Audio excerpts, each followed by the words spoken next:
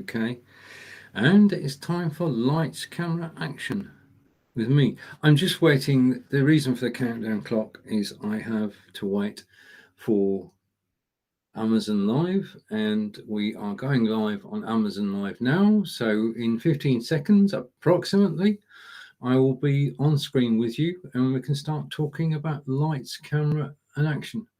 And the sun's shining. It's a beautiful day in the UK, and I'm going to hide that and bring me up on screen. Hello, and welcome to this live broadcast. I'm going to switch a light on. I was told the other day that it was a little bit dark, so hopefully that has improved the lighting. I'm going to take that card off screen. I'm just going over to Amazon Live to make sure we're live. I'm going to say hello on Amazon Live. So that's good. So things are underway. And I need a piece of text. One of the things about seeing the show on Amazon Live is you need to know what the show is about. And I'm just going to open a file and okay, right. I need the right text. Okay, so I don't have the right text. Okay. Right, okay, it's just me. If you're catching this live, thank you. Thank you for watching. Thank you for joining me. I'm just going to go over and we'll get started. And it's good to be back after a very hectic weekend. Say hello to Chris. So I know I'm live on Facebook. Thank you, Chris. And very hectic weekend. The sun was shining incredibly yesterday afternoon, and we're able to go out and about. And say hello to Corinda. Corinda, hello. Nice to see you. Hope you're doing good and enjoying the sunshine. Okay. Now, somewhere down in my carousel, and I'll go through the carousel in a moment, is this. And this, in order to go live here today, I had to get an iPad. And I want to make extra use of the iPad by actually using it to go live.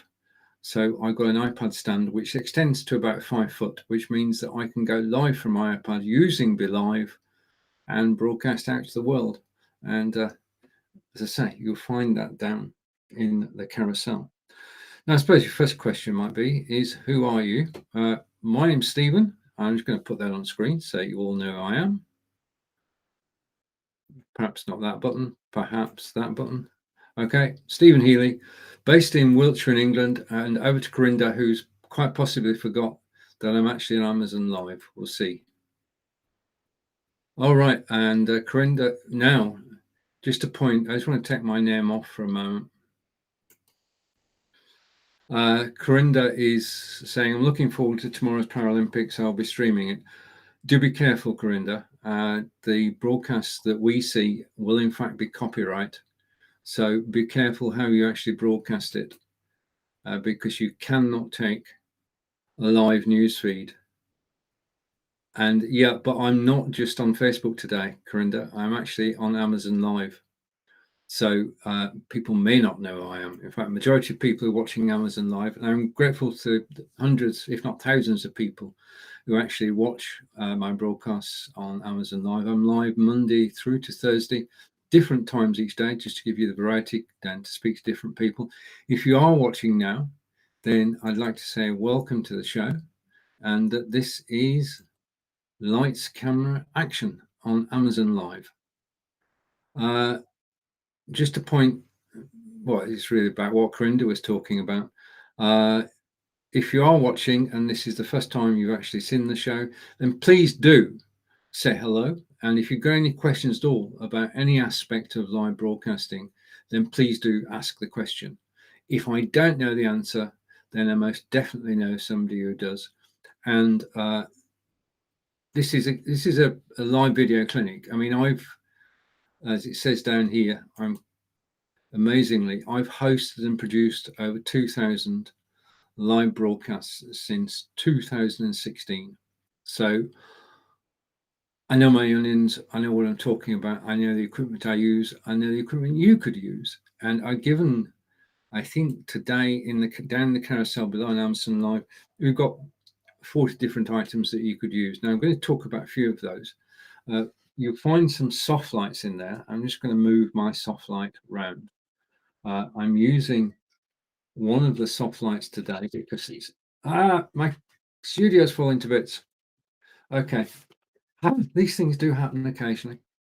Okay, and thank you, Corinda. Blab was 2015. Okay, now this is not one of my normal Facebook shows. This is an Amazon Live show, so I can't show all comments on screen. I hope you do understand. I'm trying to help people, educate, entertain, and inform everybody about live broadcasting, and it's very kind to get pertinent comments, he said. Okay, so back to my point. If you're on Amazon Live, where are you watching from? It would be good to know and good to make connection. And thank you, Chris, for commenting on Amazon Live. Okay, now I suppose the first question that occurs is, where am I? And I'm going to show you a short video before we go on with the rest of the show. If I can find it. You know how when you're looking for something, you never find it? Okay, I'm going to bring a video up on screen next to me. And this is my hometown. This is where I live. This is Divisors in Wiltshire, which is 20 miles from Swindon, 120 miles from London. And I just enjoy living here. I'm going to give you a short tour of part of Divisors, and then I'll be back and it will be on with lights, camera, action. But this is lights, camera, action. This was actually shot using a home gimbal from my Samsung mobile phone. And this is my town. Put it full screen. I'm going to switch my microphone off and then press play. And say hello. And we try to avoid the crowds and concentrate on the scenery. Now you can see that is Castle Lane. Let's go and find the castle. Okay. So town square is commercial, businesses and banks, lots of banks. I'm just outside the bank now. I'm going to walk down the street. Okay, in the distance you can see the town hall, and we'll get closer to the town hall so you can see a bit more of it along this walk. Again, welcome to this live video being shot on mobile and using Switchboard Live, broadcast out on Facebook, YouTube, Twitter, Twitch, and of course my websites. Now if I actually meet anybody I know, I may stop, but the odds are against that. Now today it's 25 degrees, it's just after 11, or possibly about 11 in the morning, and I'm just going to go around. And this is Divisors Castle, and very impressive it is. Unfortunately, as you can see, it does say private no entry, but you can see the portcullis, you can see the turrets, and it is just really a magnificent building. Now the reason we can't go in is that this is private land, and the castle has been converted into private apartments, which you can buy. In fact, the whole castle was for sale for £2.5 million a couple of years ago. But there's a history behind this. The original castle, made of wood, was built in the year 1080 by the Bishop of Salisbury. Now, the Bishop of Salisbury put the castle here, Castrum ad Divisas, Divisas in Latin, castle at the crossroads, because he was looking after 3 different parishes. He was looking after Roud and 2 other parishes, and this castle was to be his place for having control of the area. In 1123 the castle burnt down and it was rebuilt, and it's been the home of royalty. King Stephen Yes, there was a King Stephen, and Queen Matilda actually battled over the castle, and the castle was also took part in the English Civil War, Roundheads versus Cavaliers. But the castle you see before you is not the original castle. It's not a 1080 castle because that burnt down. It's not 1123 castle because that's still there. It's underneath everything that you can see now. But this castle was one man's fancy, and it was built in the 1700s by a private landowner who bought the property, and he built a castle of his dreams. And it's that castle of the dreams which is with us now. But as I say, it is private. We cannot go inside. If you search for Divisor's Castle on the web, you will see that when it went up for sale, the rooms were actually photographed, and you can see those on the internet. Just type in Divisor's Castle, it'll come up with an estate agent, and that estate agent took photographs of the castle. But the castle was the centre of Divisors, and it's from that castle that the town grew outwards. And if you look at a town map of Divisors, you will see that the streets arc around the front of the castle. So I'll post a map afterwards so you can actually see what it actually looks like. So that's the castle.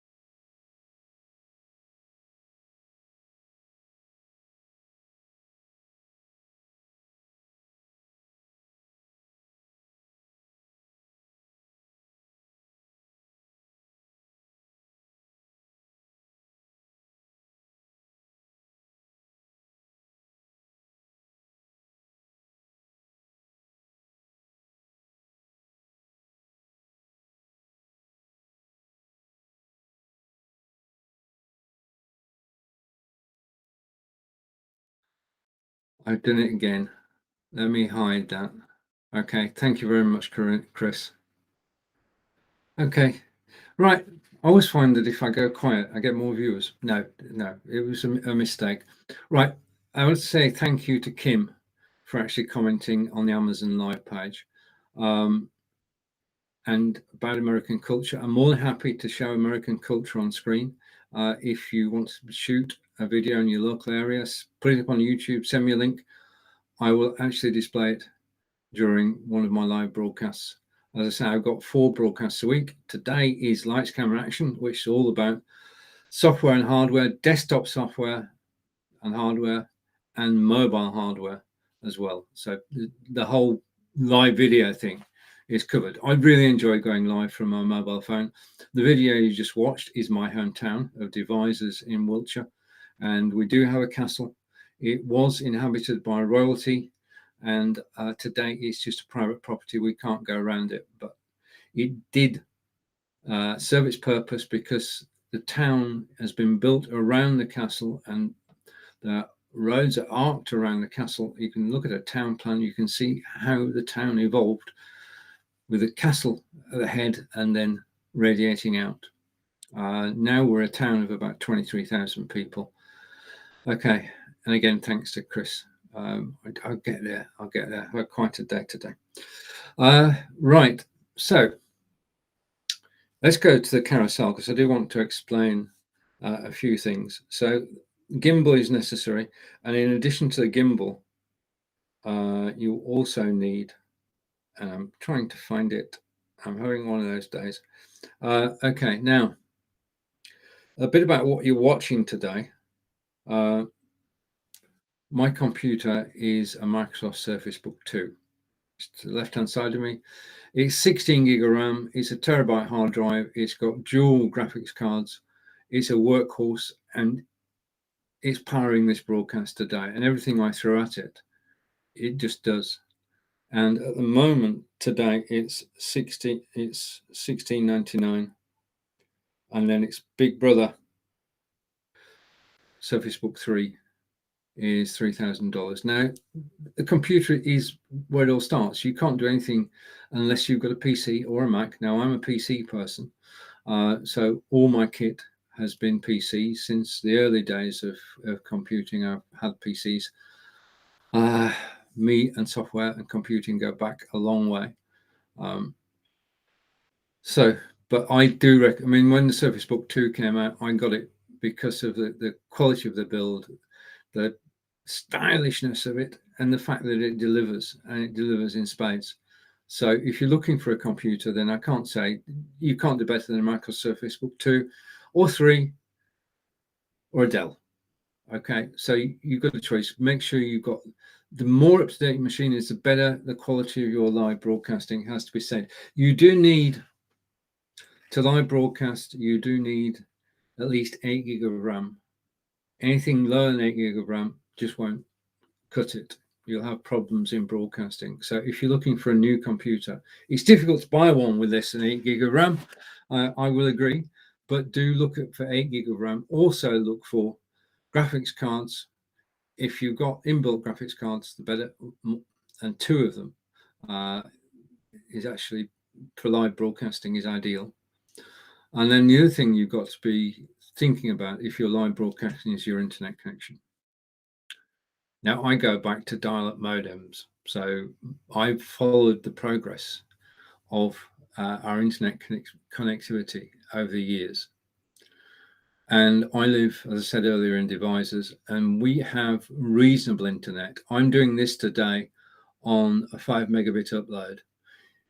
If you've got anything north, anything larger than 5 megabits, then you should be able to broadcast okay. But if you've got 4 people on screen, then you need at least 10 megabits to actually do that. So the more people you have on screen, the more bandwidth you actually need. It brings me on to the next point about broadcasting.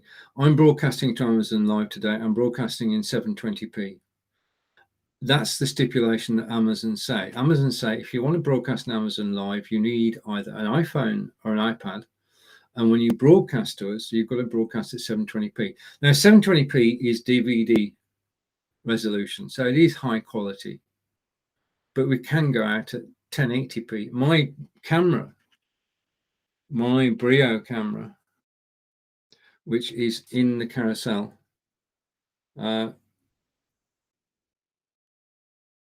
okay, and I've got a comment coming in. Microsoft Surface go fuzzy. Sometimes mine did. Same. Hello, Harper, and okay, I'm just reading. Let me go over to the Amazon page, and it's not caught up yet. Oh, wait a minute, it has. So forgive me a moment, and say hello to everybody who's actually watching. And Microsoft Surface go fuzzy. I think that the fuzziness is not due, well, hopefully it didn't go fuzzy when you were looking at it. If it went fuzzy when you were broadcasting, if your signals got not good, then that's a different thing entirely. Live video, you've got so many things that you're dependent on. The fuzziness comes from the fact that your internet signal is not as good as it could be. Okay. That's when you get fuzziness. It's not your computer that's doing it. Your computer is capable of a beautiful picture. Okay. I'm assuming your computer is less than 4 years old, by the way. The determining factors on whether you have a good picture or not are the quality of your camera, and an external camera like a Logitech is better than an internal camera. Just for comparison, this isn't always true. If I go to add a camera, and I'm going to add my second camera, okay, and you can compare side by side. If I switch the sound off so we don't get an echo, and I'm going to go to that camera, and I'm going to show it in the broadcast, and I'm going to go like that, and then I'm going to go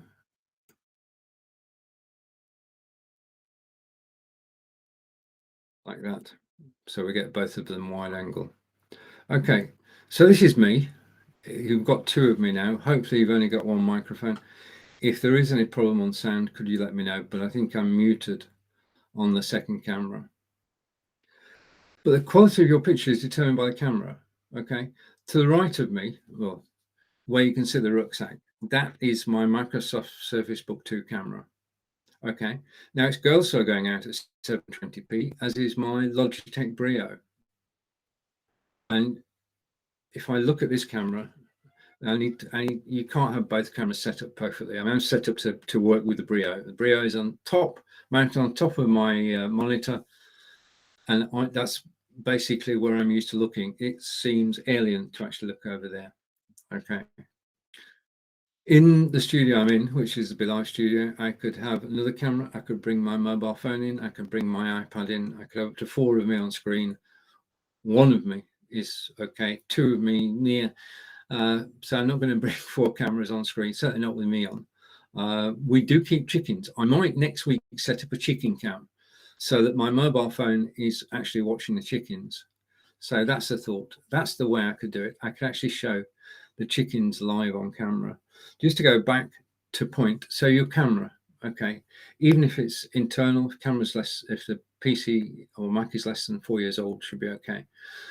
Determining factors are your internet speed.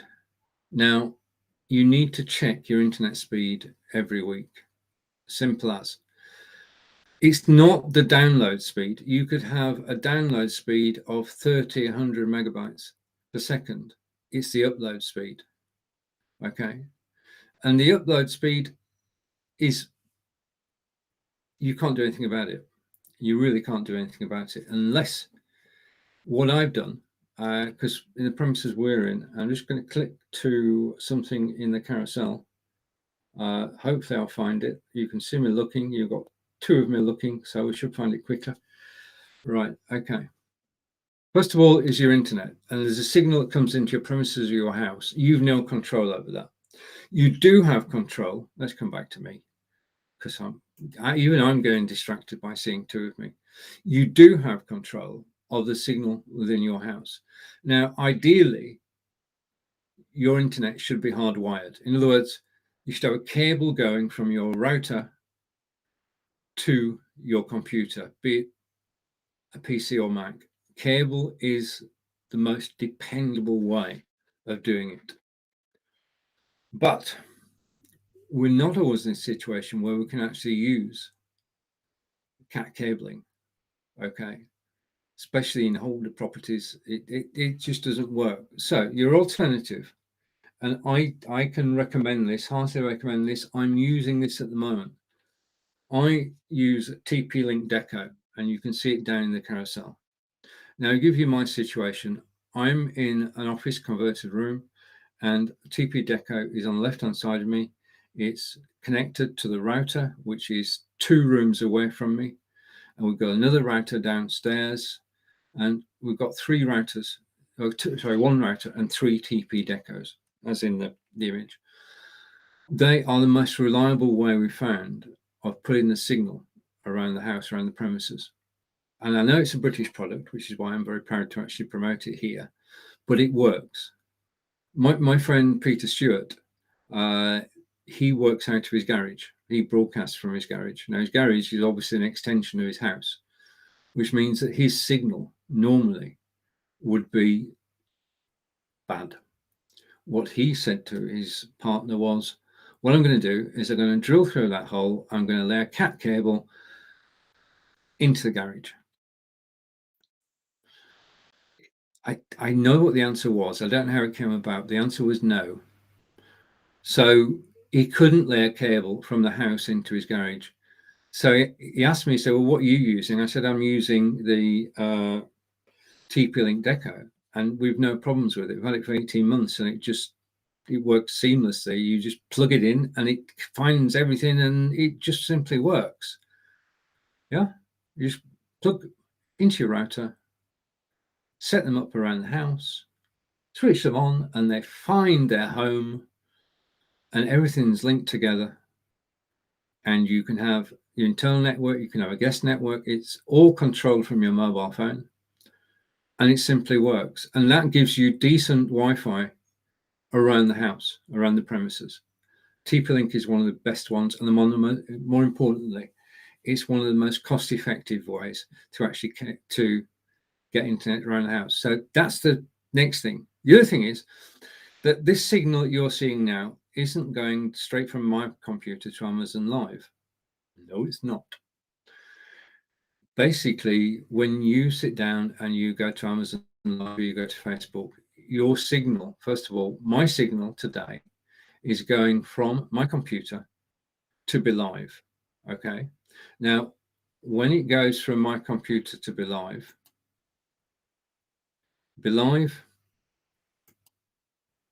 see everything that's on screen.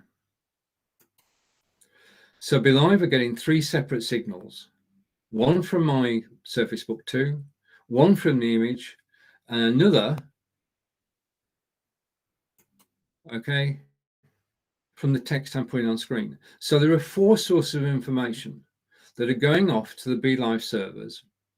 They're then composited into one screen, which is what you're seeing now, and they're sent, in this case, to Amazon Live, in other cases to Facebook, YouTube, Twitter, Twitch, everywhere.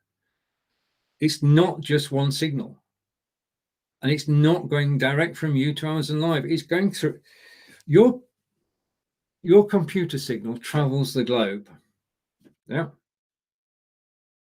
If you're using a service which has got servers in Europe, you're hitting Europe at some point. Now, all this happens at low latency and lightning speed, and it's a black box. I mean, we don't normally need to worry about it. But, okay, what you have, I'll simplify things because I want to come back to me.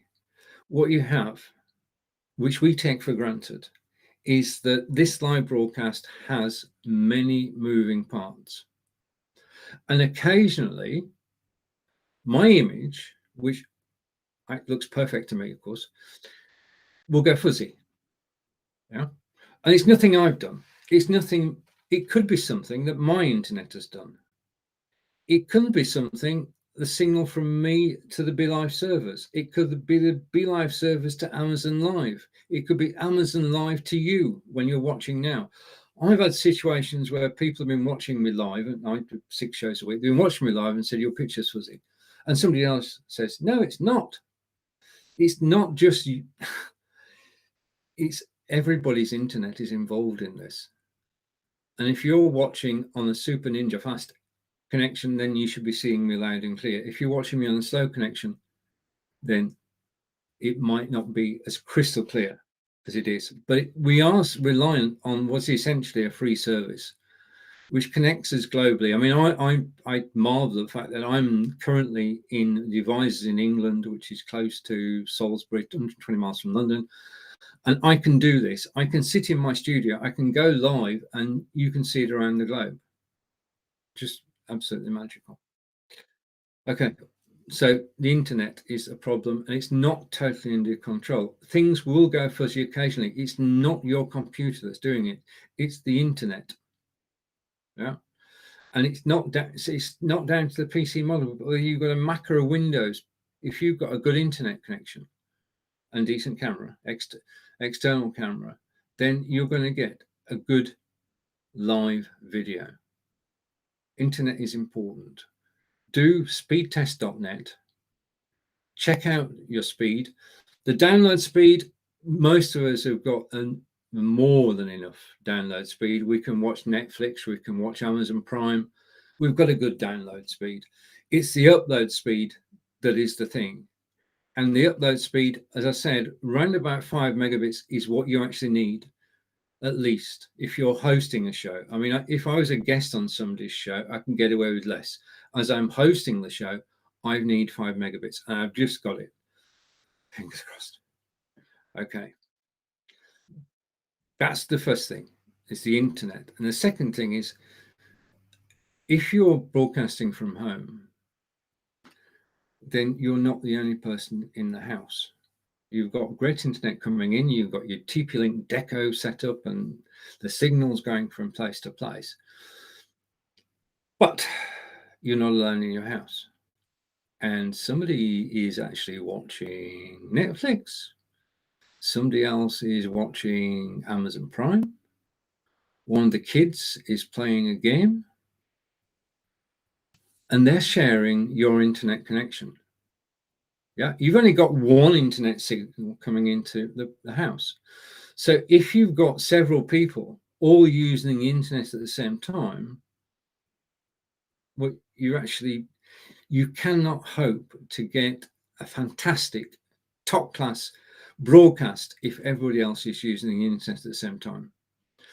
Now, before I got the TP-Link deco, this is a true story. When I was going live, I had to say to Angelica, I'm going to be live from 10 a.m. Eastern from 11 a.m. Eastern through to 1 p.m. Eastern, which is what I'm live today. Please don't use the internet during that time. Yeah. No Netflix, no Amazon Prime, no gaming. Just let me do my broadcast. And that's a bit unfair, isn't it?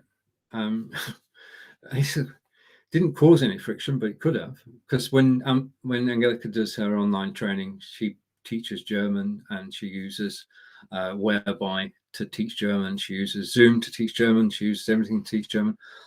I did the quid pro quo, and when Angelica was teaching, I didn't go on Amazon Prime. Yeah. But my solution was, and this is true, it's the TP-Link deco, because that made all the difference. It meant that I could control the Wi-Fi throughout the house. So having cabling, you can't get better. TP-Link deco, next best thing. Okay. And just remember that this is a big black magic box, and we send the signal in, it comes out the other end, and all sorts of things happen in between. If you get a fuzzy picture, occasionally it's going to happen. My picture during this broadcast will go fuzzy. I've no control over that. Okay. So where were we? Let's just see if there've been any more comments. And I'll just put my hand up and say I'm going over to the Amazon page. And I just want to say, all right, okay. Thank you to everybody who's watching live.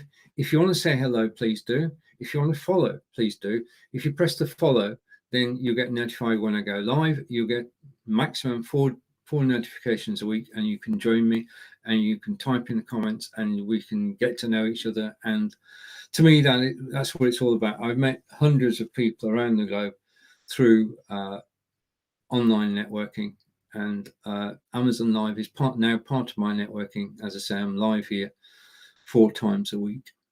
Okay, now yesterday I'm going to show you another short video, because I love going out with my mobile phone and my gimbal, and I love shooting film. So I'm going to bring up on screen next to me. Okay, I'm going to hide that because you don't need to know about that yet. Okay, and hopefully this is the film. That's interesting. Okay, I don't know whether this is a video or not. We'll soon find out. I went out yesterday, so this is a world premiere. Nobody in the world has seen this before, apart from Chris, when it was live, because I broadcast live on YouTube, Twitter, and Twitch, and my website, and LinkedIn, as Corinda pointed out, when I go live. And I'll tell you how I do that in a moment. But let's put this video full screen. I'm going to switch my microphone off. I'm not going to say, this is a mystery tour. Let's see where we end up.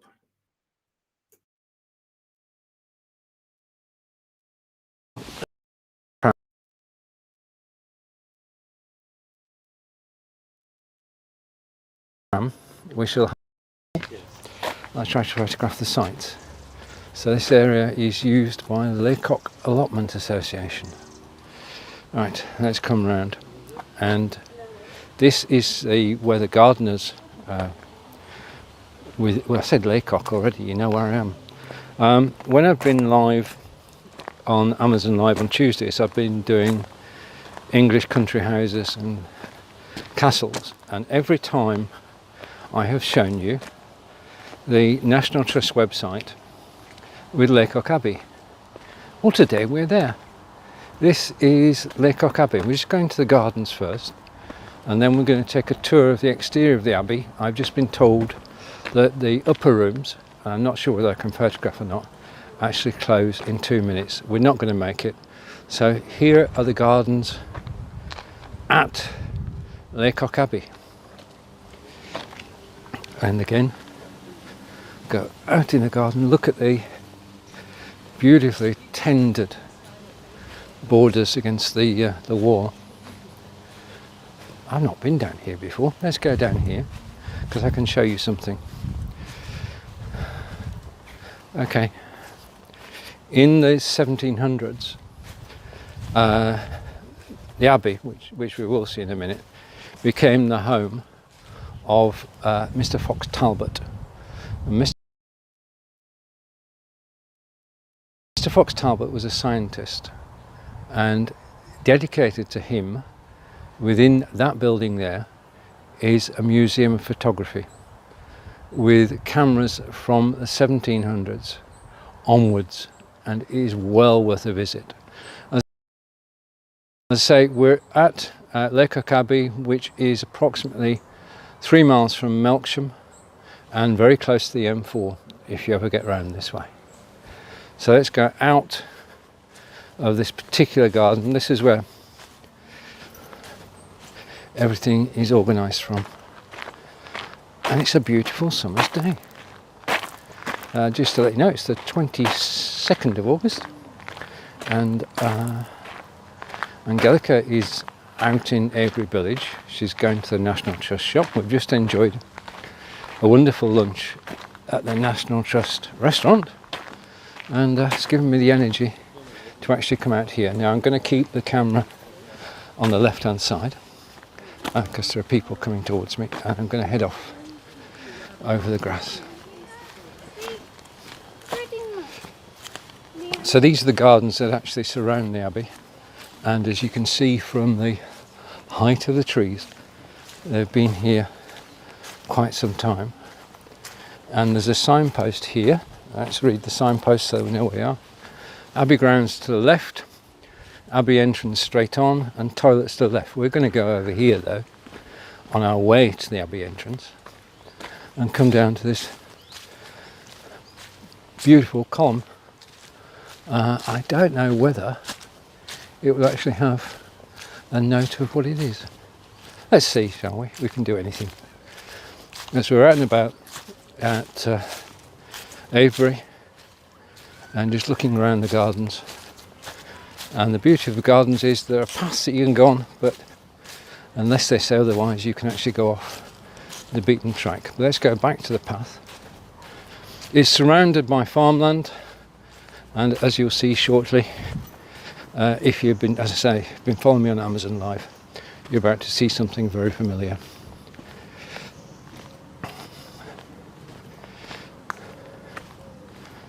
Right, ahead, because this was founded as a nunnery,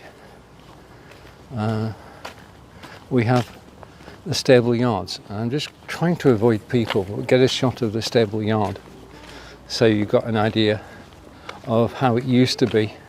Because this building, I'm trying to go over here, this building dates from the 13th century. And we're going to go through there in a moment. I'll just give you a panoramic view of in here though. We have, in here, we have rooms, we have stables, we have the brewery. And I'm just going to go across here. Okay, so when this was originally built, and you can look up at the architecture and the clock saying it's nearly 4 o'clock. So there you are. It's nearly 4 o'clock and I'm here at Avebury. And we're actually going to have a look at the Abbey in a moment. But you can see this has all been preserved. It's not necessarily all from the 13th century. Some of it will have been from the 16th and 17th centuries. But I'm just going to go into the corner and just have a look. Now, Anglican and I are fortunate. This is actually on our doorstep and we can come here and go for walks in the grounds. Now, not everything is open to the public as that private sign dictates, but if I go over into the corner, you can see the windows, leaded windows, and the floor up there, and the floor up there, and a chimney at the top, which you probably didn't get in shot then. Okay, so just walking around, being nosy. The gardens here are just first class, and all the National Trust properties have permanent staff. They also have volunteers, and this is the area in which they have everything they need, the lockers, etc., and meeting rooms. But just look up at the clock tower. The clock, I can tell you, having checked my Fitbit, is actually telling the right time.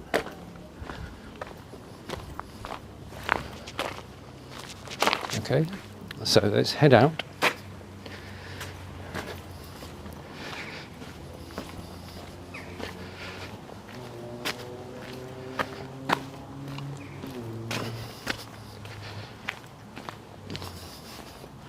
Right, this is Avebury Abbey, founded in the 1300s and founded by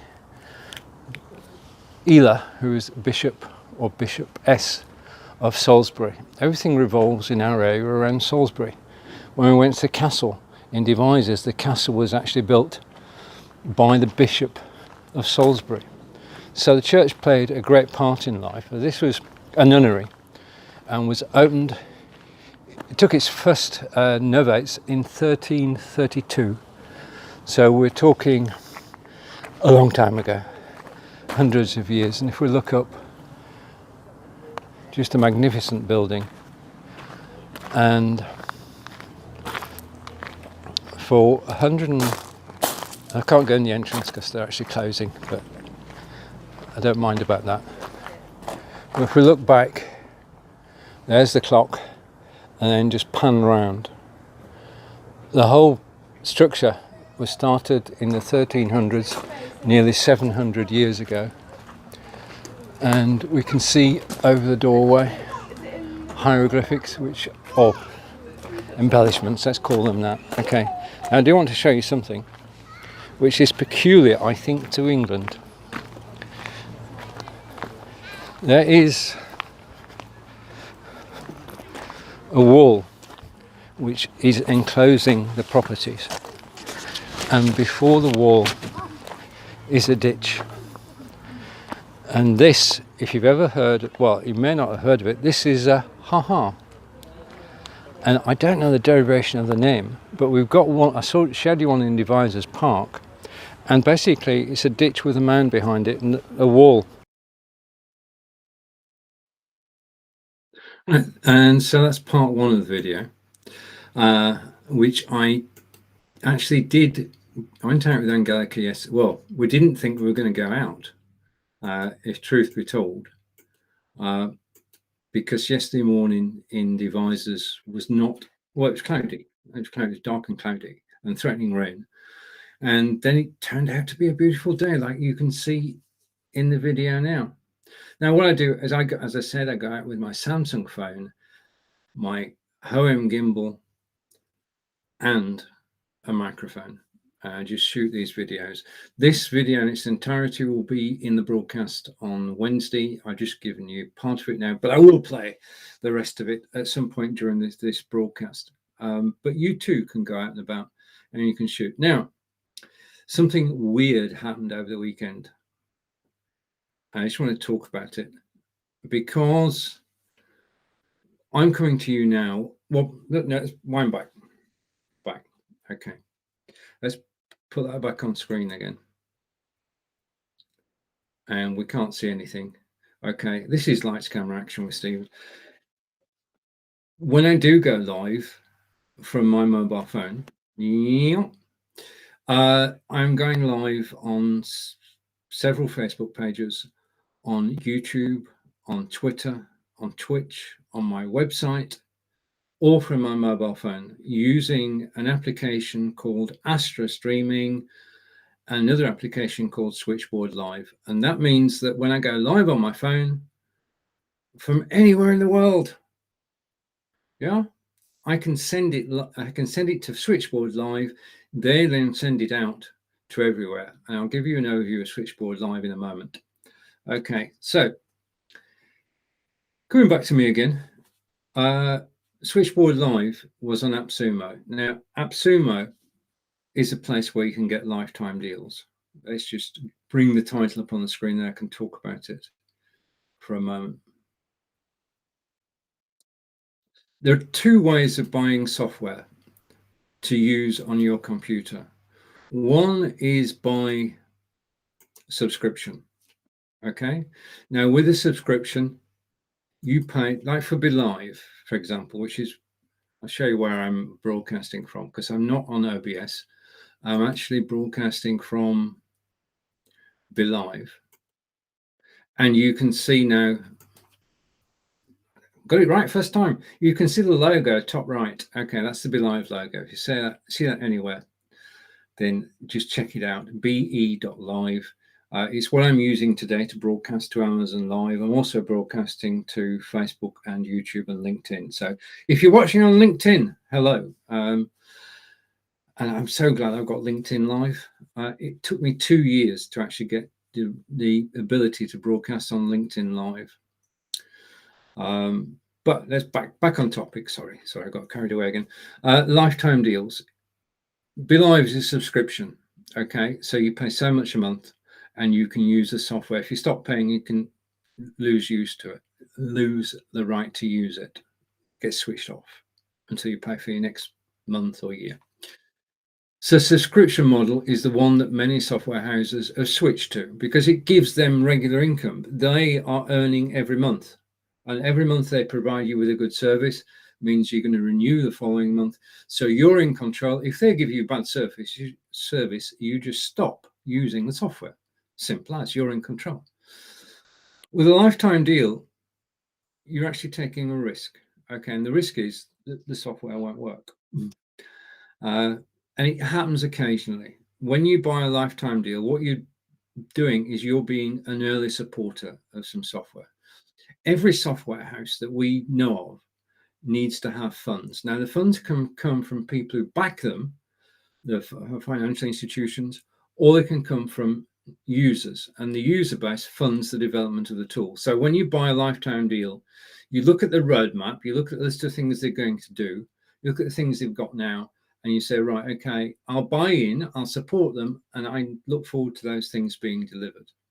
And most of the time, the software houses do deliver. Now, I don't know about you, but I just enjoy buying lifetime deals because it's a win-win. I'm getting the software for far cheaper than the subscription fee.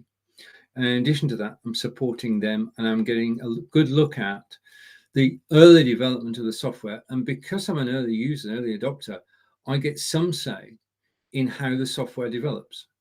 So I'm part of the development process, and you can be too. Now, lifetime deals, you'll find lifetime deals on, I'm just going to go and, excuse me, being rude. I'll be right first time. I find most of my lifetime deals on AppSumo. Okay, and that's where I found Switchboard Live. That's where I found VI Loud.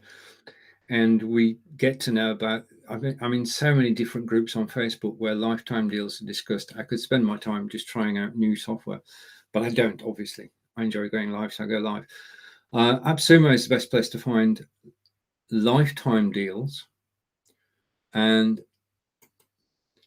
lifetime deals are sometimes referred to as LTDs. Now, that's not limited companies, that's lifetime deals.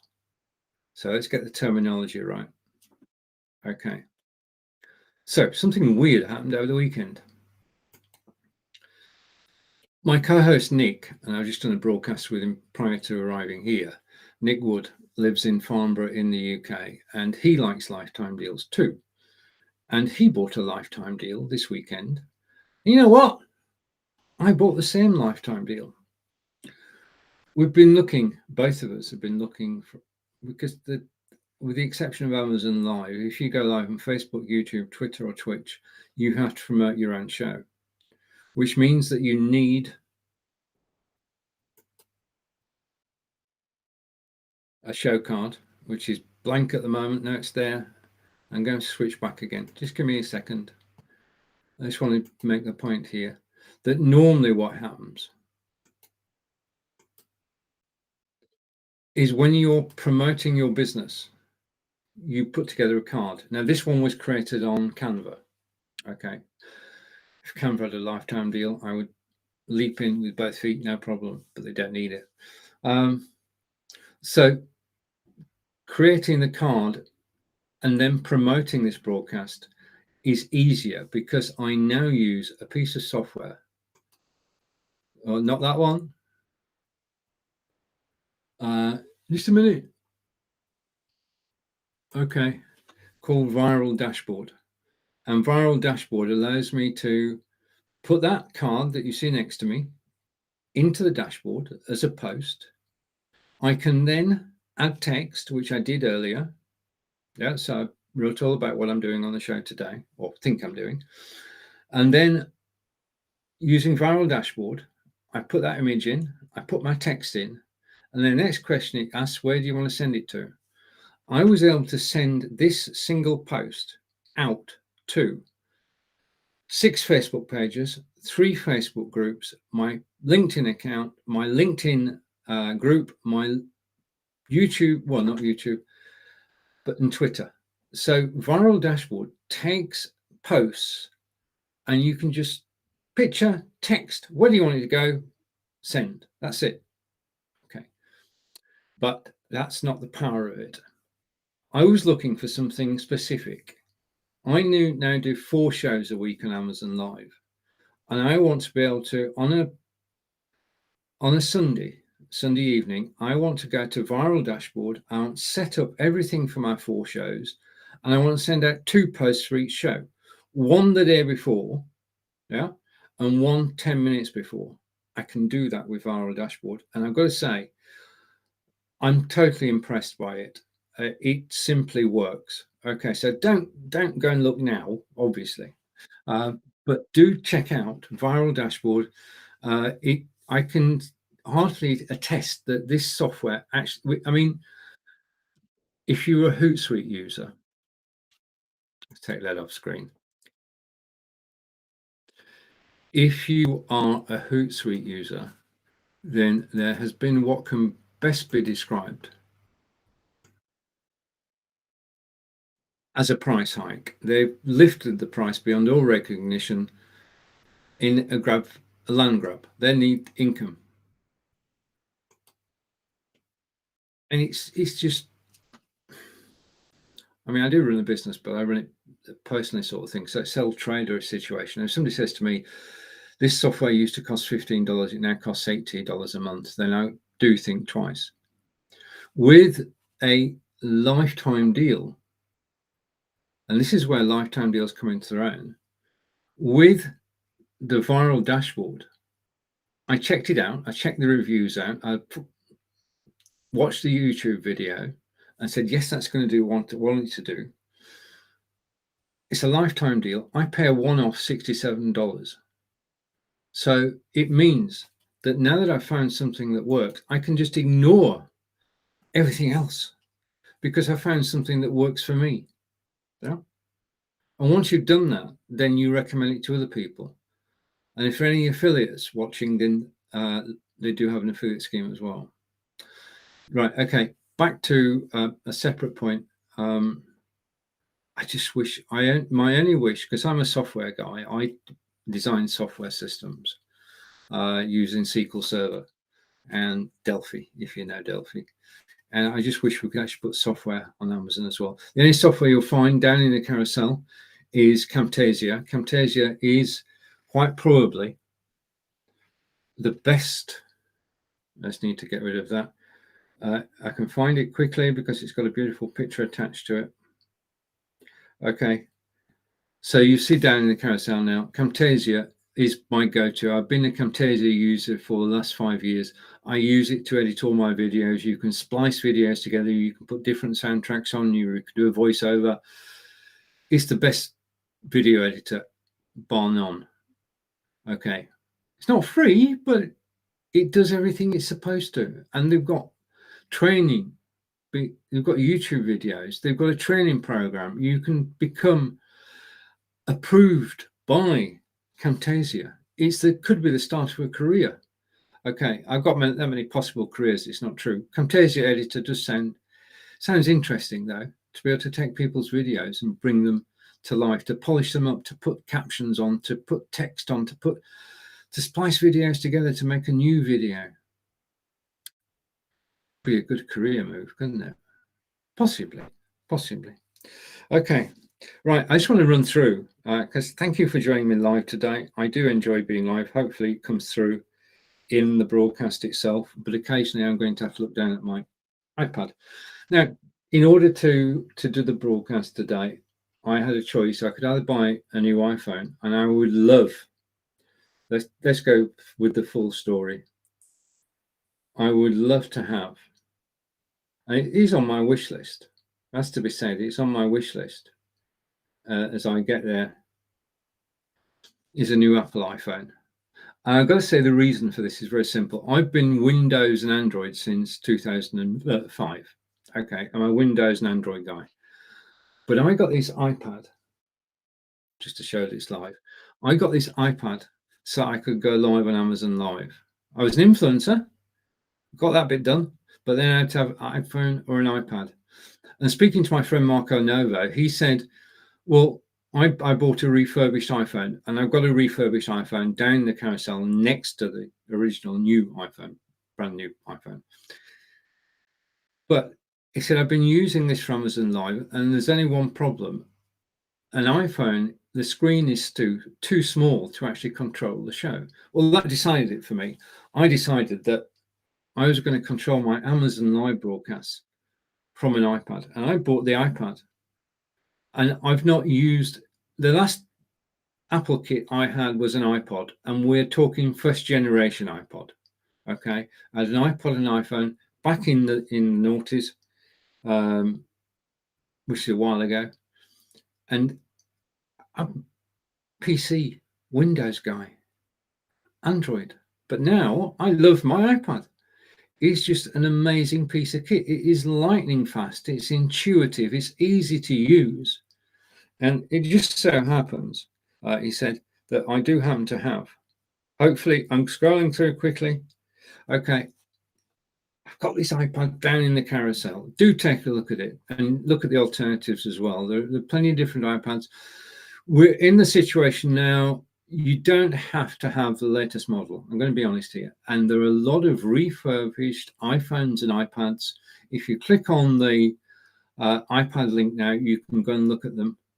And there's no problem with being one generation, 2 generations behind. You're getting the functionality. Yeah. So we now have great choice. We can buy a new piece of kit Okay, or we can go and get a refurbished piece of kit. And if we get the refurbished piece of kit, then we're going to get life out of it, because it's at Amazon quality standards. It's met Amazon quality standards, so it's going to work out the box.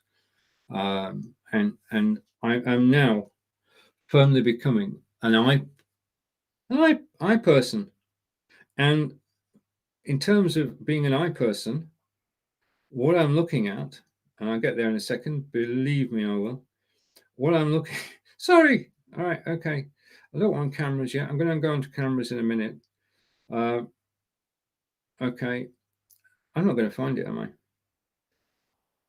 I'm going to find it. I am going to find it. I'm persistent, if nothing else. Okay, all right. So we said the new iPhone. I've got a new iPad. Okay, we can get refurbished iPhones, but our choices, we can also go for a beautiful phone, the Samsung Galaxy. Okay, so I'm in a quandary at the moment. Do I go for the iPhone or do I go for the Galaxy? I'll let you know which to decide on. You actually see, because if you see me coming through on an iPhone, you'll know I actually went for the iPhone. Okay, so back to the beginning, and I'm going to play you a bit more of the video in a second or two, because I do believe I should show you more of it. Today, I'm using Microsoft Surface Book 2, 16 gig of RAM, 1 terabyte hard drive, twin graphics processors, quality build, sleek. Can't beat it. And it was last year. Time flies. Last year, it was the best laptop in a lot of reviews, and it's big brother, Microsoft Surface Book 3, 32 gig of RAM, faster processor, better graphics cards, terabyte hard drive, and it is got to be the market leader, but there are alternatives. If you're using a laptop, then I found that what you actually need, excuse me a moment, I'm balancing things now, hopefully nothing will crash up. You do need an external keyboard, and the keyboard that I chose, probably that way. No, you can't see it, can you? I need to bring it over there. The keyboard I chose, because basically of its sleek design, is the keyboard that's in the carousel now. Now, this keyboard is first class. It's light touch. It's a light in itself. Okay, so it's not a heavy keyboard. It's a light keyboard, light touch, good response. Okay, the keys feel good. I can't describe it any better than that. You get keyboards which are clunky. This feels so smooth. Okay, it's a great build, and I swear by it. Okay, and just going along, any product you need a case for, and this is the case that my my laptop is in, and the camera you're watching today is a Logitech Brio. There are other Logitech cameras which you can see in the carousel. You can see also a PTZ Optics, which is on my wish list, a GoPro, which you could use for broadcasting as well. So lots of different camera choices that are available to us. Okay, so without further ado, I'm going to bring the video back up on screen. Okay, and wait a minute. I'm going to bring the video up on screen.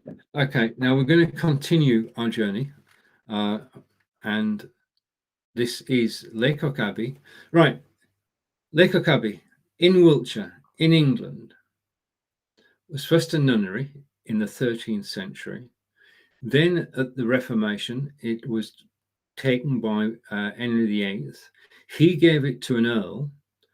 It was then passed down to, it was then, let's hear the story. Okay. But what you must know before I actually show this video, the continuation of this video, is that this was used in scenes in 3 Harry Potter films. So what you're actually seeing is the actual backdrop to 3 Harry Potter films. So let's put it full screen. Switch my mic. I do switch my microphone off so we don't get echo. I hope to switch it back on when we actually finish. So I'm going to play a few more minutes of the video as we explore Lake Okabe in Wiltshire, England, 120 miles from London. If you're visiting the UK, put it on your bucket list.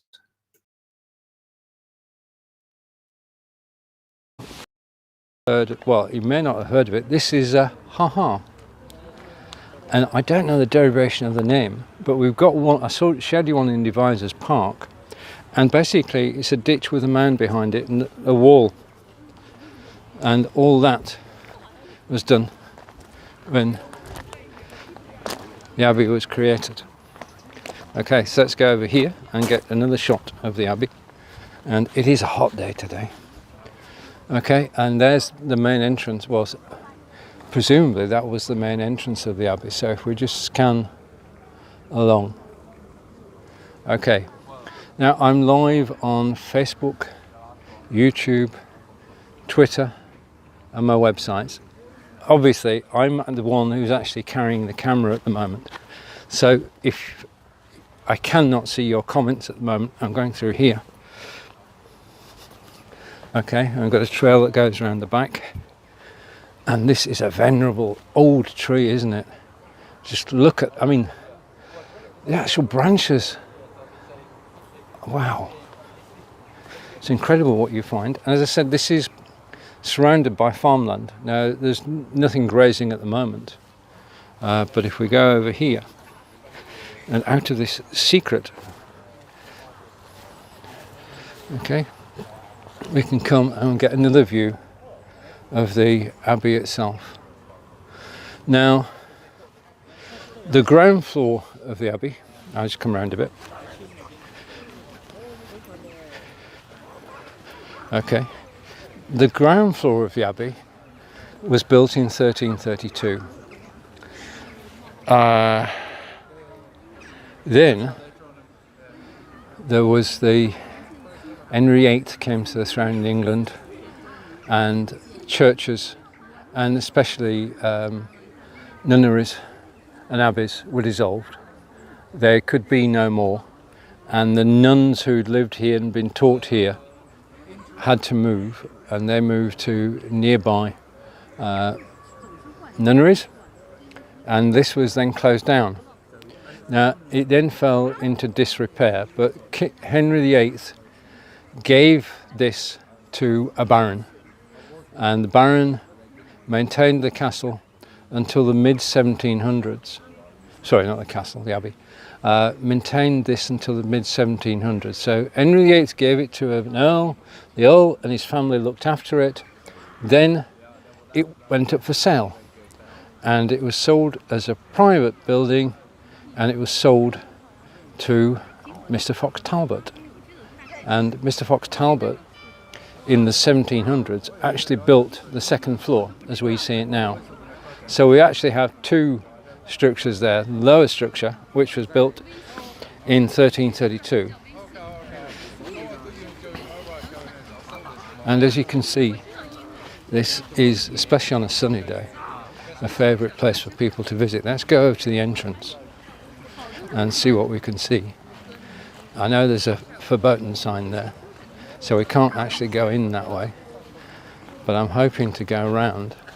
The problem I have with actually going inside the Abbey is that I may lose Wi-Fi signal, which will most definitely cause a problem. Okay, now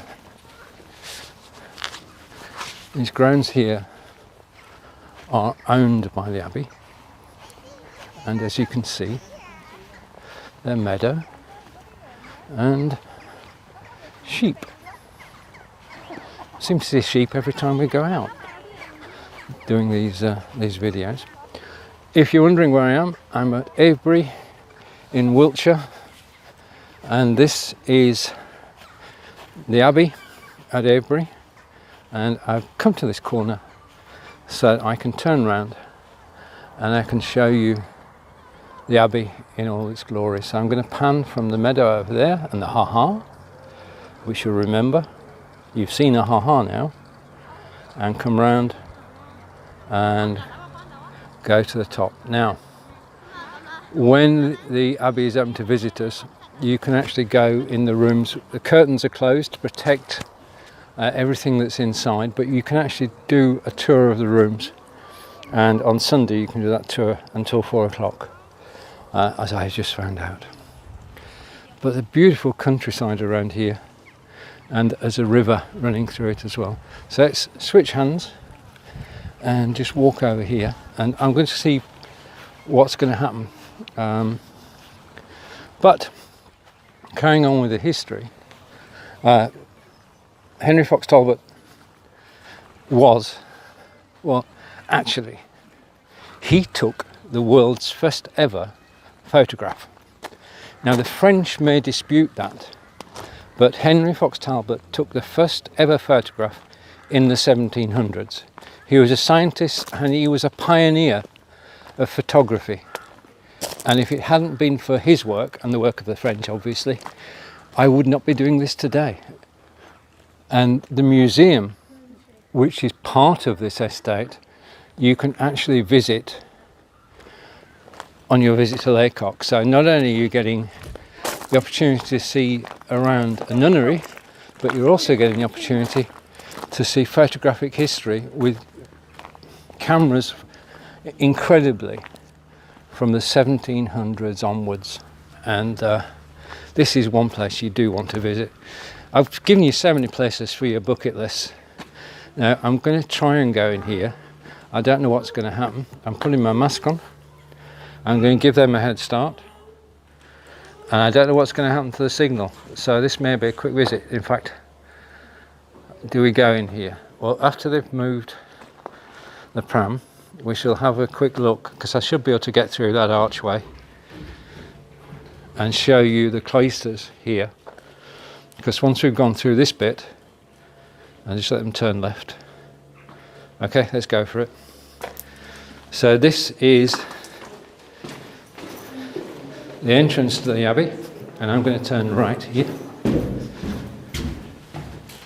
And hopefully, yes, we've still got a Wi-Fi signal. This is the Cloisters, and this is a quadrangle inside the Abbey. And I do hope that I'm still actually broadcasting live, because this is such an amazing site. Now preserved by the National Trust, who look after everything that's here. They don't dust very often because there are cobwebs there, but they don't need to. Now these windows obviously would have had glass in them, like the ones at the top over there, as we can see. But no, they don't. And this cloisters is reminiscent of the cloisters at Salisbury Cathedral. And you can see that for heating, there are chimneys everywhere. And then this is the North Cloister Walk. Okay, the refectory, that's the cafe to you and me, is along here.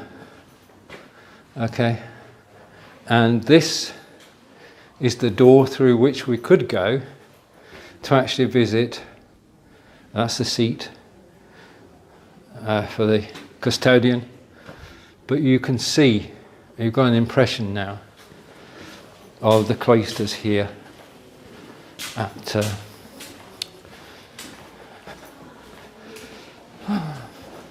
just going out again, Lake Okabe. Okay, so let's go out the same way we... Nope. I'm going to try and go out the same way I came in. Okay, because I don't know whether my Wi-Fi signal actually lasted and whether I'm still live or not. And you can't tell me, because the only thing I have, the way I'm doing this, is I have the Astra Studio streaming software on my Android phone. Then it is broadcasting via RTMP out to Switchboard Live, and Switchboard Live hopefully is sending these beautiful photographs, or beautiful video, out to the internet, to Facebook, YouTube and Twitter and my website.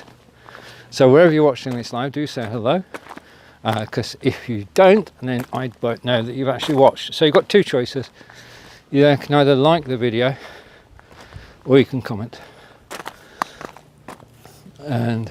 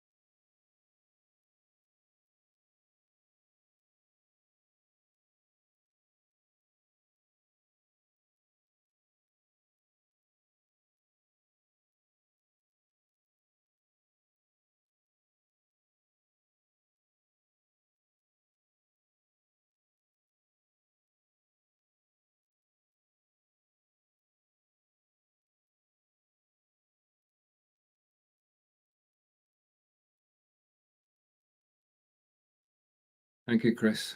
I got carried away again. This happens. Okay, I'm back again. It's because I couldn't switch the video off, and that's what threw me. Anyway, never mind. So Henry Fox Talbot produced the world's first photograph. It was on glass, and basically it's the forerunner of everything that we're doing today.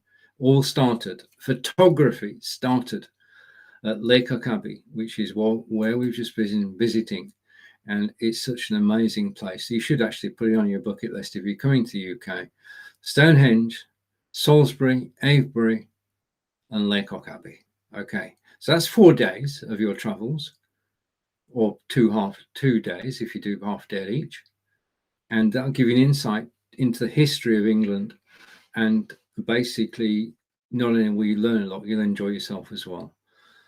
So I do have videos about Stonehenge. I've got videos about Avebury. I've got videos now about Laycock, and well, I've got 14 videos in the collection, all shot using the Hohem gimbal. And right, I want to come over to something else. As I said at the beginning of the broadcast, I got myself this, which doesn't look much because it should have this on it, and it is a tablet stand. It's a very good tablet stand, and it's down in the carousel. Okay, so I'm mainly interested. I'm actually started off as a desktop broadcaster on Blab 6 years ago, and then moved over to Facebook Live. When Facebook Live started, I was on there. Then Be Live came along in October 2016. I joined Be Live, and we now got to the stage where we're not restricted to going live in one place. Okay, we can go to Facebook and YouTube, but if you get some additional software, then I'm just going to show you something. This is the future, and I'm going to explain why that this is the future of live broadcasting. And if you are a live broadcaster, if you've got a product to promote, then you want to do it on as many places as possible. Now, this broadcast today is going out on Amazon Live. Hello to everybody who's watching live, and thank you. It's going out on Facebook. Hello to everybody who's watching live, and thank you. It's going out on YouTube. It's going out on LinkedIn. And the video posts on Facebook, LinkedIn, and YouTube all link back to the Amazon Live that you're watching live now. So bringing people from one place to another. Earlier, I said that we found a new product, which is called Viral. I want to get the name perfectly right. Viral Dashboard. Do go and check that out. That's a great way of promoting. I used it to promote this broadcast earlier today. An update on something I spoke about last week, which was, yes, I've got it now. Product called Time Bolt. When we do live videos, we're going to have moments of silence. We're going to have times when we hesitate and we go and all sorts of things that we don't want to appear on the recording. When people are watching you live, it's one of the reasons people watch you live is because these things happen, and there are passages when nothing is said, and there are passages where you're thinking about what to say next. Time Bolt takes your recording and it squishes it. It takes out all the silences, it takes out all the hesitations, all the ums and ahs are taken out, and produces a video of higher quality. And that's what I'm doing with the video that you've just been watching now. I shall put it into Time Bolt and I shall squish it so that when we actually play it in its entirety later in the week, it will be tighter, which is what we're looking for. And the other thing I spoke about last week, no update yet because I haven't had a chance to try it. We talked earlier about having a bad signal on your internet, and you can't control the internet that comes in, but what you can control is people using the internet, playing games and using Amazon Prime and Netflix whilst you're live. Not good. But the other thing you can do, and this is a quid pro quo, there's a program called Speedify, and Speedify is quite swish, really. It does something wonderful. Imagine you've got your Wi-Fi, You've got a mobile phone. Your partner's got a mobile phone. The children have got mobile phones. Speedify can take all of those 5 signals and put them into one. That's magical, because then you've got backup. If anything happens to your main Wi-Fi signal, first of all, it gets improved, and the second thing is you've got backup, so you won't disappear off air. So I'm looking at Speedify as a way of improving the quality of our broadcasts when we have limited Wi-Fi signals. I'll update you on that as time goes on. Okay, now I'm going through to my next topic, and we've covered lifetime deals. We've talked about viral dashboards. You've been on a tour of Lake Okabe, and if you go back in the video, you'll see that. You see the video in its entirety on Wednesday at 1 p.m. East, 2 p.m. Eastern on Wednesday is that video. We've seen that you can have 2 cameras on screen in a video. So one of the this is a major point. If you're doing a demonstration, I put my hands down. If you're doing a demonstration, then it's good to have a second camera, because that second camera could be your mobile phone. Yeah. So if you're doing a cookery demonstration, as Nick and Adair are doing next Tuesday, then their mobile phones are on the cooking area, and you can see them on video, and you can see the cooking area as well. So you're getting 2 views of the same activity. So second camera in your studio is a benefit. Okay, so I did say that I was going to get things ready, and I'm going to give you an overview of something which is quite wonderful. Okay, so let me set it up first, and that's the one I want. Okay, now within my studio, I can actually share screen, which is what I'm going to do at the moment. And I'm going to go share screen in a minute, hopefully. Bear with me. Okay, I'm going to share a Chrome tab, and it's that Chrome tab. Okay, now we've seen 2 videos in this broadcast on Amazon Live, and thank you for watching live on Amazon. And this is the technology behind the 2 videos I showed you when I was out and about with my mobile phone. Okay, so I'm going to put this full screen. I'm still here, but I'm going to talk about it. This is a program called Switchboard Live. And if you want to go full screen, do go full screen. Basically, when I send my mobile phone signal out, it goes to Switchboard Live, and then it goes to these 11 destinations that I've set up. I don't need to do anything other than go live. When I go live, Switchboard Live takes my signal and it sends it out to 4 Facebook destinations, my YouTube, my Twitter, my websites, all at the same time. And this is the future. This is, I'm going to come back to me. I'm going to go picture in picture. So let's go off that and go to picture in picture, so you can actually see me talking about this. This is the future of live broadcasting. Multiple destinations. We're going live, we're creating content, but we want the world to see it. If we just go live to Facebook and YouTube, we're losing out, because we could go live on Twitter. There's an audience on Twitter. People watch my broadcasts on Twitter. I know it works. There's an audience on your website, and I'll talk about website broadcasting on Thursday, but you can go live to your website from your mobile phone or from your desktop. And using Switchboard Live, you can go out to 11 destinations. In addition to that, in addition to the 11 destinations, you can actually go out live to your friends' social media. Okay. If I want to go out live on Brigitte's Twitter or Corinda's YouTube or Nick's Facebook, then I can. And it's all because of Switchboard Live. So I'll show you a demonstration of Switchboard Live. then you get a better idea of it. But that's what I'm using when I go live on my mobile phone to broadcast everywhere. So I'm going to stop sharing and come back to me. Okay, so we're now back to me. And one other thing I want to talk about is this. It's in the carousel at the moment. I go live using, you know, I'm going to say it again because I've said it so many times, but I'm also wearing my Fitbit. And this is my Fitbit. I use the Inspire, but there's one in the carousel now, which is very similar. This is my fitness routine, is a Fitbit. I'll tell you why. I set it to do 8,000 steps a day, which is 4 miles a day, and I do it most days. It means that I am staying fit.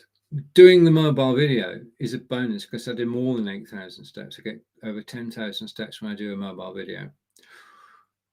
I know this is not a fitness show, but walking is the best way. If you're able, I'll put that rider in, and I empathize if you want. If you're able to go walking, it's the best fitness and exercise you can actually get. And a Fitbit holds you accountable because it counts the number of steps that you do each day. And it aggregates them. So you can see the number of steps you've done today. You can see the number of steps you did yesterday. You can compare them. You've got a weekly total. You've got a monthly total. You've got an annual total. Now, I'm part of 2 challenges. In the UK, there's a magazine called Country Walking. They have an annual challenge, which is walk 1,000 miles in a year. Now, at first glance, walking 1,000 miles looks pretty heavy duty, but it's not. Walking 1,000 miles a year is walking 3 miles a day. That's all. If you walk 3 miles a day consistently, you're walking 1,000 miles. If you're walking 1,000 miles, you're staying fit. 3 miles is 6,000 steps.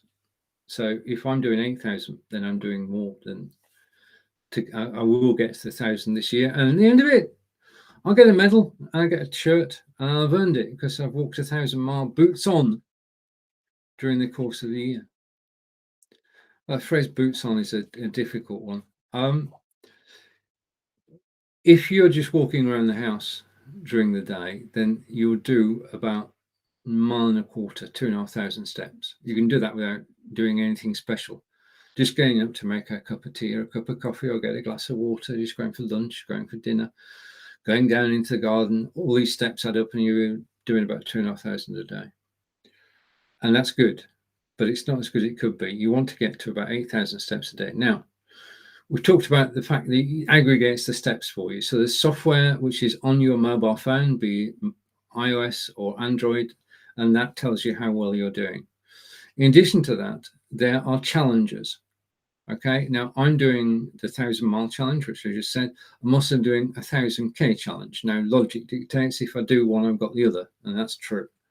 I should tomorrow complete 600 kilometers.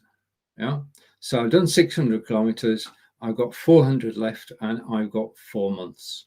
So I'm good. And 1,000 miles, we'll see, but I should get it.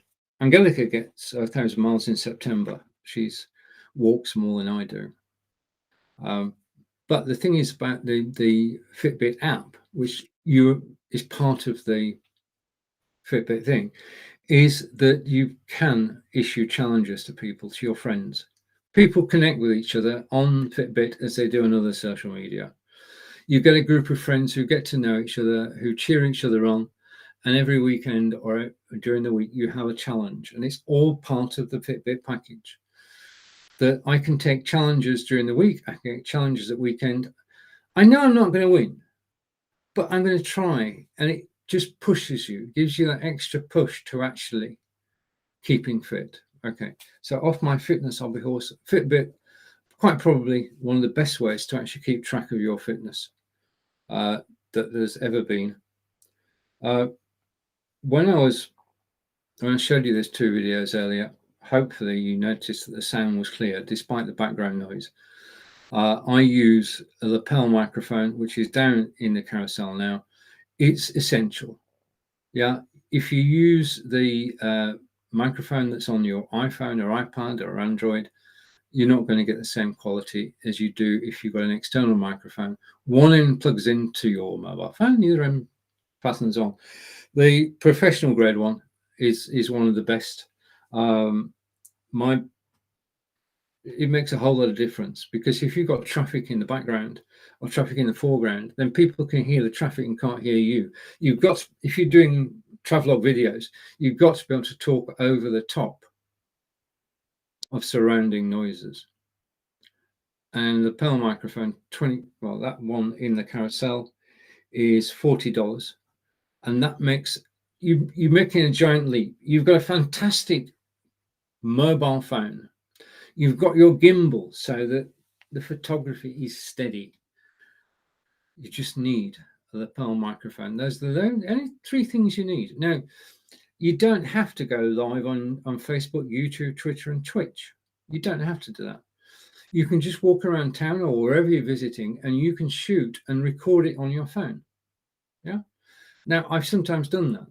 If I'm in an area which has got bad 4G, then there's no way I can go live.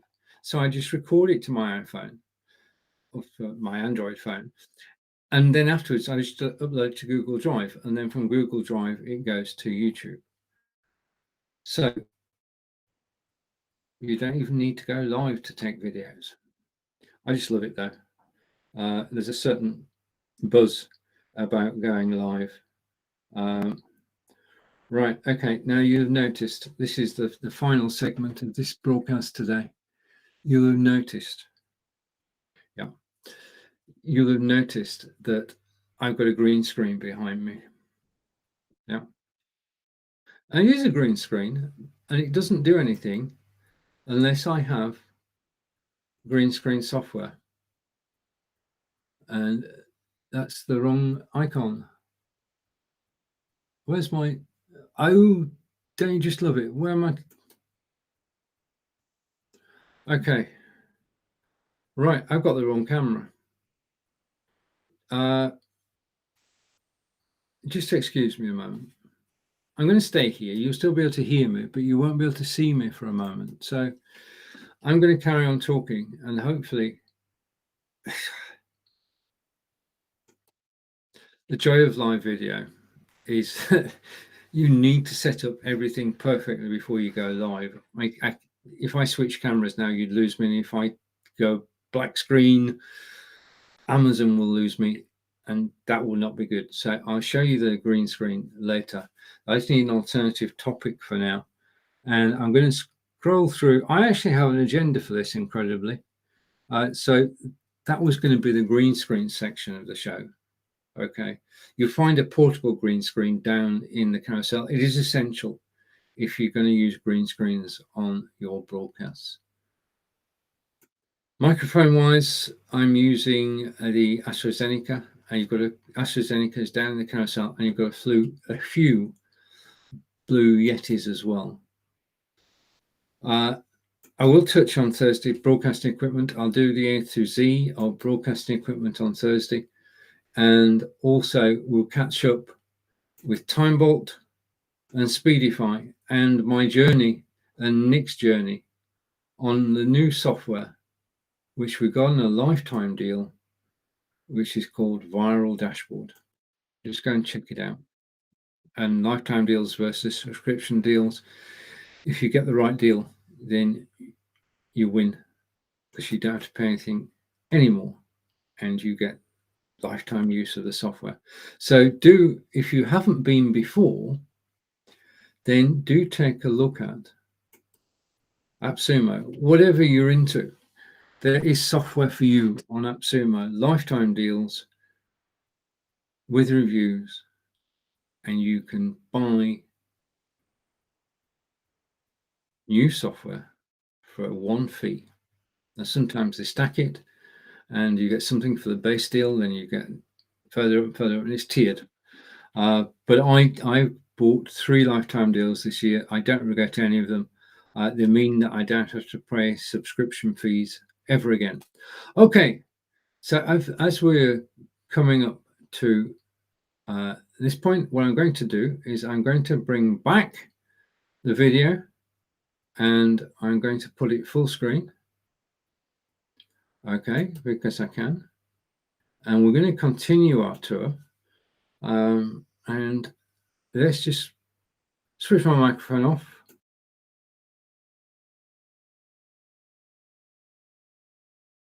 Let's come out on Twitter and my website. So wherever you're watching this live, do say hello. Because if you don't, then I won't know that you've actually watched. So you've got two choices. You can either like the video or you can comment. And I've got a feeling this was built by Mr. Fox Talbot when he took up residency. He was a well-respected scientist, and as I say, he took the first photograph ever taken, which was of a window, and the photograph was actually onto glass plate, and then, as you and I know today, it would have gone through some form of developer and fixer and wash, and he got the first photograph. And if you look up Fox Talbot on Wikipedia, you'll find more information about him, and you can visit here. He lived here for his life, really. He lived in the 1700s, from 1700 to 1777. But as I say, the first use of this property was as an abbey, and was founded in the year 1332 by the Bishop S, if that's a word, of Salisbury, and then dissolved by Henry VIII. He gave it to landed gentry, and let's just go over here. I can actually take my mask down now, just realised. Oh dear. Alright. Okay. So we're just walking around the grounds at Lake Okabe, and let's see what we shall find. Now, I'm not actually going to go diving, and I probably need to go to the side to give you an idea. There's always a fascination, we have a fascination with water, and there is here a man-made pool which is hidden by reeds. Okay, so we can just get a glimpse of it through the tree there, and it's a beautiful spot, and basically they've let it go wild. I wonder if we can see it from the other side without bumping into anybody. Let's go around the other side, shall we? Okay, I'm actually waiting for Angelica to catch me up. I told her the route I was taking, and she should be able to find me. Okay, I'm going to walk back around the abbey and hopefully meet up with Angelica. At that point, I should stop this video, but before we do that, let's have a look down here. This is in the grounds of the abbey at Laycock, and it does say it's deep water.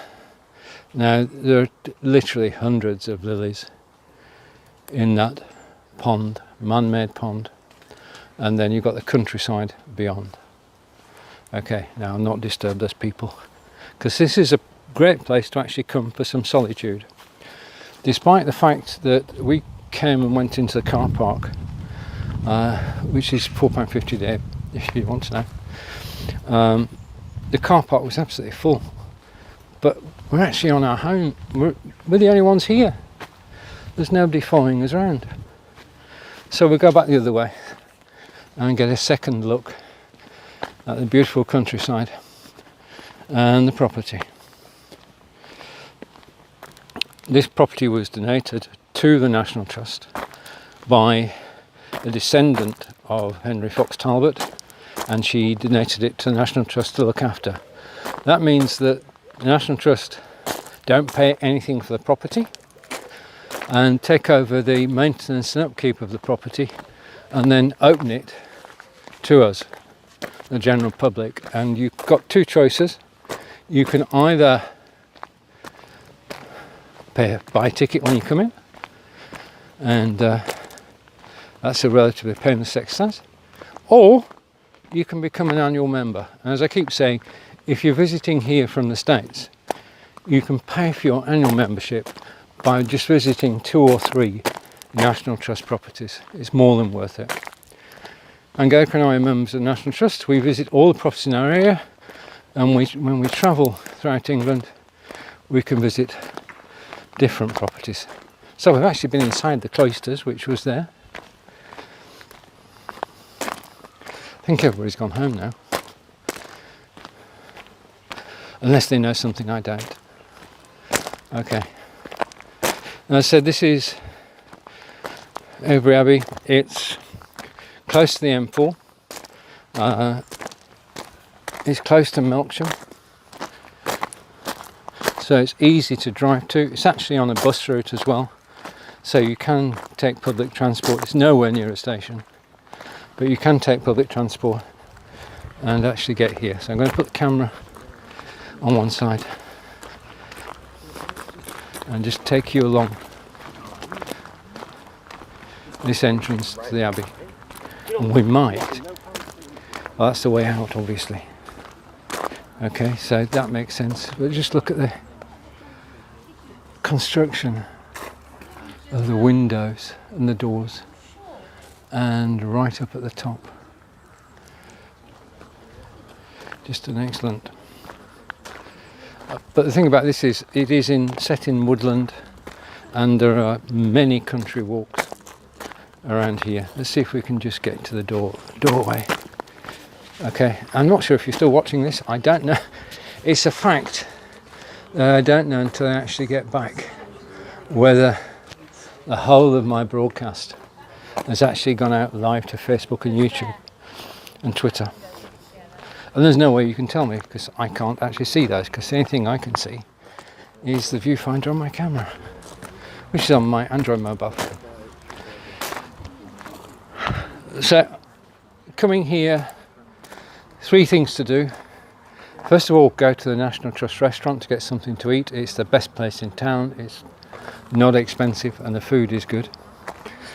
Second thing is to come here, where I've just taken you a walk around and actually tour the Abbey. And then the third thing on your way out is to take a look around the Fox Talbot Museum. First photograph ever.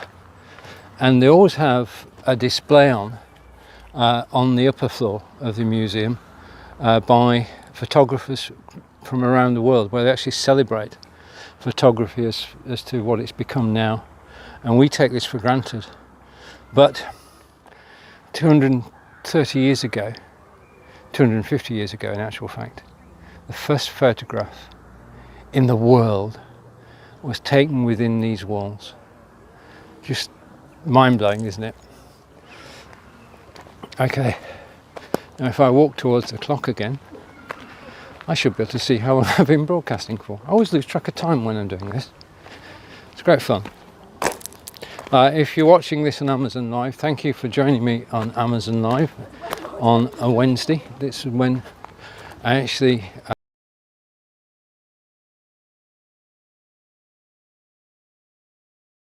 stop any confusion. I do show the video on Wednesday as well. Right, okay, and I've got the microphone back on. It's all good. Now, one of the things about doing those sorts of videos with the phone is that the phone is actually pointed at things of interest, which means it's not pointing at you. So you can do a mobile phone video without ever appearing in it, which is brilliant. So you just voice over. If, however, you do want to appear on camera, one of the problems that we have in the beginning, and my beginning was 6 years ago, is camera confidence. If you're going to appear on camera, then you've got to be happy with how you look. And the only way to do that is to take advice, okay? Because if you do it on your own, then you need advice. Now, there are 2 things you can do. The first is you can start a Facebook group, invite a friend to join, and ask them to critique your performance. And they're a good friend, they'll tell you. The other way is to go to a camera professional. Now, down in the carousel at the moment, hopefully, fingers crossed. It's actually showing Camera Confidence by my good friend Lottie Hearn. Now, Lottie and I have broadcast together many times, but she started way before I did on television, not in the UK or in Ireland where she lives, but in Hong Kong. She was on children's television in Hong Kong. And they do say that you should never appear on television with children or animals. Well, she did both. And she survived that. And in 2015, she wrote the book Camera Confidence. I bought it. I've got a copy in my library behind me. And this is the book that gave me the confidence to come live on camera and come close to the camera and know that I'm happy with the way that I look. I can't change. I can change the way I look. But I've read the book and I've listened to what Lottie's got to say. I've watched her videos on YouTube as well. And all I can say is if you're thinking of going on camera, but slightly reticent about it, and most of us are, then do take a look at Lottie's book. It helped me and it can help you. Okay, so we've looked at a lot of things today, and I want to thank you for being with me and spending time actually watching. I do appreciate it. And I'm just looking down at my iPad, okay, which is in the carousel. And just a final reminder that I use the Microsoft Surface Book as my laptop. It's to the side of me now. Okay, there's my laptop camera. I'm going to change the settings for one last time today. I'm going to go there. Okay, so you can in broadcast use your laptop camera and it will work. But if you get bitten by the live bug, then do consider having an external camera. If you buy Logitech, then you can't buy better. There are 3 Logitech cameras down in the carousel. I'm using the Brio. Most people start with the 920. A lot of people are actually buying the 922X now because of its price. It is, I think, let's just check, shall we, before I disappear. It's my turn to cook tonight. Yeah. Most people are actually buying the Logitech C922 from my experience. So I'm going to go off and cook.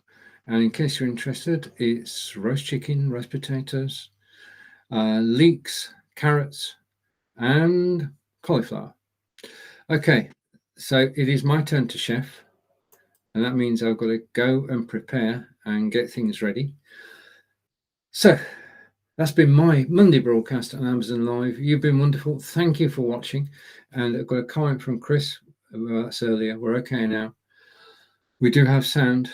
We do have vision. This has been Lights, Camera, Action with Stephen in Wiltshire, England. Enjoy the rest of your day. Join me during the week if you can. Other than that, I'll see you next Monday at the same time. And we can explore going live. Bye for now.